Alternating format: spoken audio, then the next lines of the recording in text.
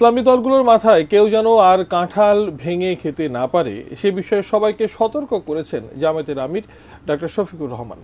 আর নিজেদের মধ্যে ঐক্য না থাকলে দেশ ভারতের আগ্রাসনে পড়বে বলে মন্তব্য করেন বিএনপির স্থায়ী কমিটির সদস্য মির্জা আব্বাস। সকালে সোহরাওয়ার্দী উদ্যানে খেলাফত মজলিসের সাধারণ পরিষদের দ্বাদশ অধিবেশনে যুক্ত হয়ে একথা বলেন তারা। এই জালিম হাসিনা সরকারকে এই দেশে আনে তার উপযুক্ত বিচার, তারে ফাঁসির কাস্টে ঝুলানোর দাবি আমরা করতেছি। দীর্ঘ 15 বছর কোনো সভা সমাবেশ করতে পারেনি খেলাফত মজলিস। ছাত্র জনতার গণ অভ্যুত্থানের পর শনিবার সোহরাওয়ার্দী উদ্যানে তাদের এই বিশাল সমাবেশ। অত্যাচারীদেরকে অবিলম্বে গ্রেফতার করতে হবে।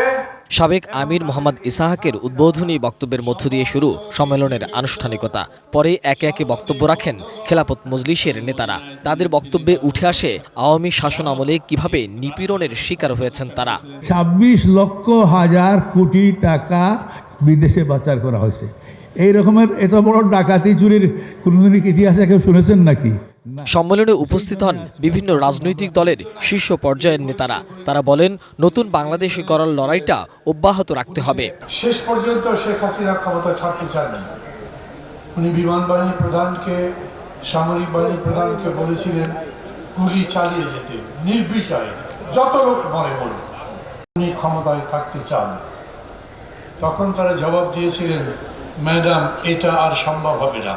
আমরা যেন সবাই একত্রিত হয়ে ইসলামের পক্ষে আমরা যেন একটা আওয়াজ তুলতে পারি এবং আশা করি আল্লাহর রহমতে পারবো ইনশাআল্লাহ। আর সাথে সাথে বিএনপি সহ অন্যান্য যারা রয়েছেন তাদেরকে বিশেষ করে আমি বলবো যে 53 বছরে আমাদের দেশ যে আদর্শ এবং যারা পরিচালনা করেছে সুন্দর একটা ধারা এদেশের ভিতরে কিন্তু বাস্তবায়ন হয় নাই। Double million offer Walton fridge কিনে পেতে পারেন 20 লক্ষ টাকা, রয়েছে কোটি কোটি টাকার নিশ্চিত উপহার। হাসিনা মনে করেছিল ভারতের সহযোগিতায় তারা বাংলাদেশকে একটি জঙ্গি রাষ্ট্র বানাবে, আলেম ওলামাদেরকে জঙ্গি বলতো। অথচ আমরা দেখেছি কিভাবে ছাত্রলীগ, যুবলীগ এই বাংলাদেশকে জঙ্গি বানানোর জন্য হাজারো মানুষের উপর নির্যাতন নিপীড়ন করেছে।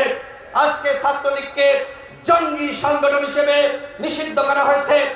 বাংলাদেশ খেলাফত মজলিসের মহাসচিব মাওলানা মামুনুল হক বিএনপি ও জামায়াতকে হুঁশিয়ার করে বলেন, যদি তাদের জন্য ঐক্য বিনষ্ট হয় তবে জনগণের কাছে এর জবাবদিহি করতে হবে। বিএনপি এবং জামায়াতকে বিশেষভাবে বলতে চাই, আপনাদের দুই দলের যে কোনো কারণে যদি এই ঐক্যের মধ্যে কোনো ফাটল তৈরি হয়, জাতির কাছে আপনাদের জবাবদিহিতার কাঠ গড়ায় দাঁড়িয়ে জবাব দিতে হবে। বিএনপির স্থায়ী কমিটির সদস্য মির্জা আব্বাস বলেন, পার্শ্ববর্তী দেশ ভারত বাংলাদেশে আগুন জ্বালালে সেই আগুনে ভারতকেও জ্বলতে হবে। বাংলাদেশে আগুন জ্বালাবেন, নিজের শান্তিতে থাকবেন, এটা কিন্তু সম্ভব না, এটা হয় না, ইতিহাস বলে না। সুতরাং একটু সাবধান। জামাত ইসলামের আমির ইসলামী দলগুলোকে ঐক্যবদ্ধ থাকার আহ্বান জানান। আর যেন আলিম ওলামা ইসলামী দলগুলোর মাথার উপরে কেউ কাঁঠাল ভেঙে খেতে না পারে, সেই ব্যাপারে আমাদেরকে সজাগ হতে হবে, সোচ্চার হতে হবে। মোহাম্মদ সোহাগ বিশ্বাস, এটিএন নিউজ, ঢাকা।